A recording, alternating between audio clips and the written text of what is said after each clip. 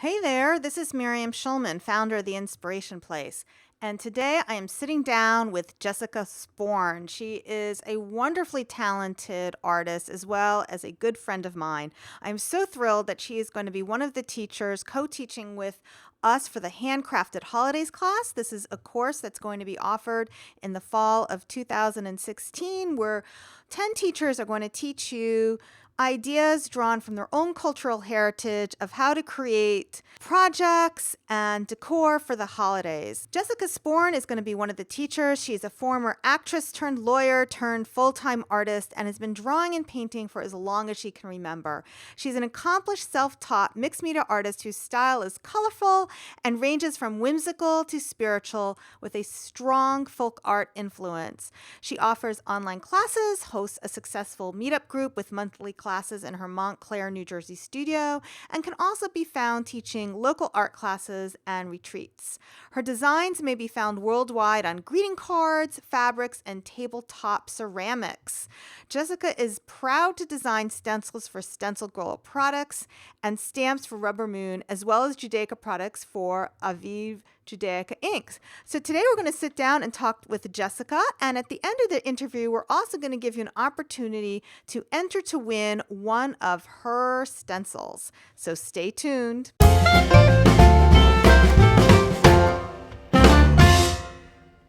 Let's welcome Jessica to my studio. Hi, Jessica. Thanks so much for joining me here today. I'm so happy to be here. Thank you for having me and asking me to join Handmade Holidays. I'm very excited to be a part of it. Why don't you tell us how you transitioned from, so which were you first, actress or lawyer? I was an actress first. I went to New York's High School of Performing Arts, the FAME School on West 46th Street in Manhattan.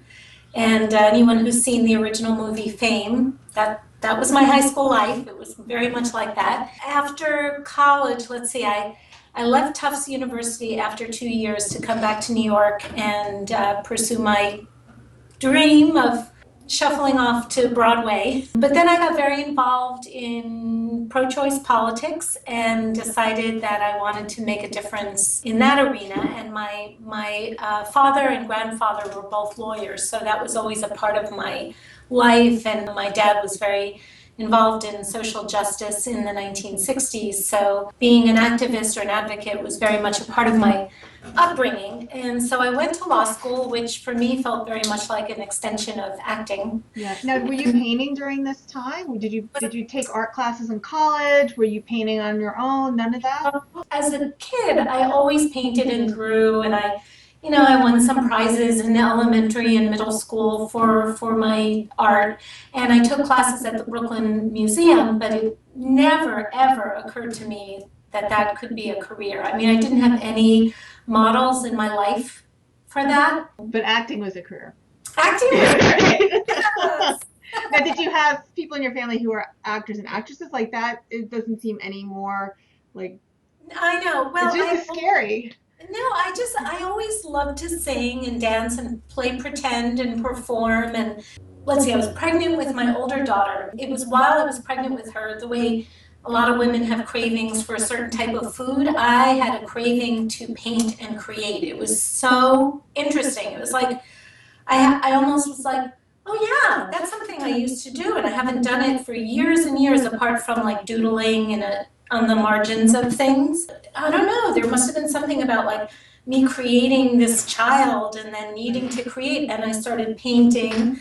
I painted a little painting that we used as her birth announcement, and then friends of ours said, oh, could you paint something like that on our child's wall? This was after, while I was home on maternity leave. Okay. So I did that, and then someone saw that and said, oh, I want one on my kid's wall. And I just was like, wow, there's like, I could make a living doing this. I mean, not like my lawyerly salary, but so I worked part-time as a lawyer through 94 until she was 3 while I was going through my divorce. And in 1994, when I finally got divorced, I just said, I'm just going to see where this takes me. At the same time, I kind of got back into theater. I auditioned for a community theater play in my town. One of the other actors in the play was a pretty successful cartoonist.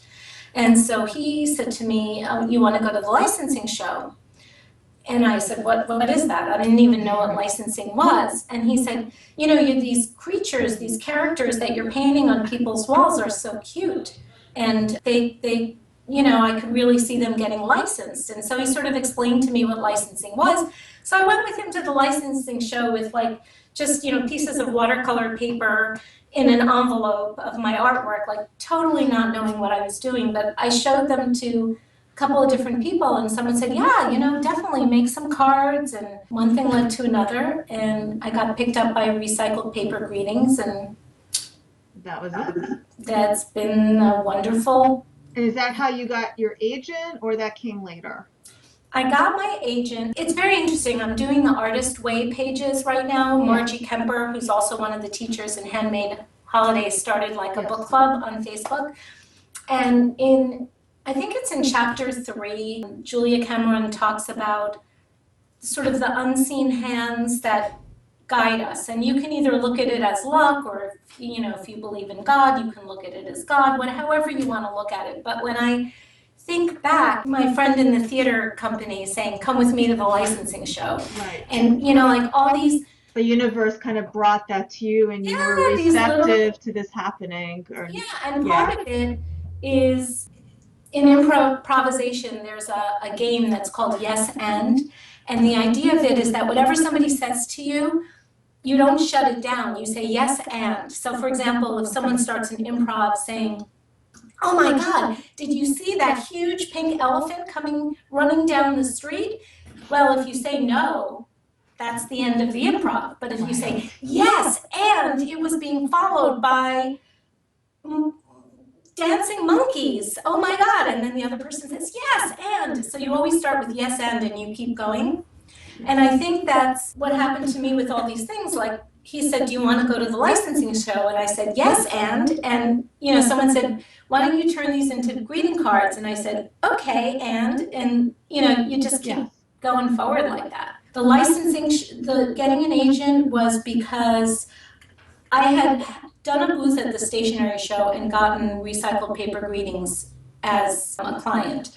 And then the next year I thought, well, let me take out a booth at the licensing show and see what happens, because something good happened from that one. And so my booth was across the way from Creative Connections, and at the end they asked if I wanted representation. And I said, yes, and. So, that's kind of what happened. Okay, so tell us about, I know I shared with you that I've seen your greeting cards that my kids get for, and we get it for Hanukkah and Bar and Bat Mitzvahs. That was even before I met you. So I think, it's everyone that I like, they turned it over and it said Jessica Sporn. So tell us about your licensing work. Is it beyond greeting cards? Tell me a little bit more about that. Well, it started off with the greeting cards, kind of went from there to decorative flags, and but I'm pretty enmeshed in the Judaica market, and part of that is because I'm an artist and I'm Jewish, and my agent didn't have another Jewish artist that she was representing, so whenever there were calls for, and then once Recycled Paper Greetings found out that I was Jewish, I don't know, I guess there weren't a ton of Jewish artists trying to license. I don't really know, but it just seemed to me that whenever someone needed a bar or bat mitzvah card or Rosh Hashanah, because I actually understood the holidays and what they were all about, and I wasn't going to create something that was offensive. Right. You weren't going to put a challah on a Passover card. Exactly. For those who aren't Jewish, you don't eat challah on Passover. That's right. Exactly. We're supposed to eat matzah. Okay. Matzah. Okay, and now you have also licensed stencil. So is that through how did you come to start doing that? That's not greeting cards. Yeah. The mixed media world, it was a total revelation to me. I was just doing gouache and watercolors for greeting, for these licensing designs. I didn't work with acrylic paints. I didn't even know what gesso was. Because I didn't go to art school. My daughter was in this like really funky granola progressive private school called the Montclair Cooperative School. And parents have to volunteer in some way because it's a cooperative. So I told them that I could teach art if they wanted, because I thought, well, I could staple and collate papers, or I can teach art. I think I'd rather teach art. The art teacher said to me, or she called me and she said, art journaling is such a big thing. Could you teach an art journaling class? And I said, sure, because I always say yes. And then And let me go figure out what this is. Hung up the phone and Googled art journaling. I'm like, what is that? And then all of a sudden, awesome. all these tutorials come up where you're like using all the little scraps of paper that you hoard in your house, and it's this mixture of a little bit of scrapbooking and a little bit of illustration and collage and this and that, and I'm like, whoa, this is so cool. A zillion YouTube tutorials, and then I went to Art Is You mixed media retreats. I didn't even know this whole world was out there. It was like I think when you first go to the Grand Canyon and you sort of step to the ledge and all of a sudden you see this expanse in front of you, that's what it was like for me, finding out about this whole mixed media world of people out there, and techniques and videos, and people are so generous with their knowledge. When I was at Art Is You, I roomed with a wonderful artist named Judy Shea. And she said, oh, have you met Mary Beth Shaw? She has this company, Stencil Girl. And when I was a decorative painter and a muralist, I used to cut my own stencils. So I thought, oh, that is so cool. So I went and I looked at her stencils, and I asked her, I said, I'm a licensed artist, and I used to cut my own stencils. Could I submit some designs to you? And she said, yeah, sure, go ahead, submit them. So Great. I am now a happy, happy, happy stencil girl sister.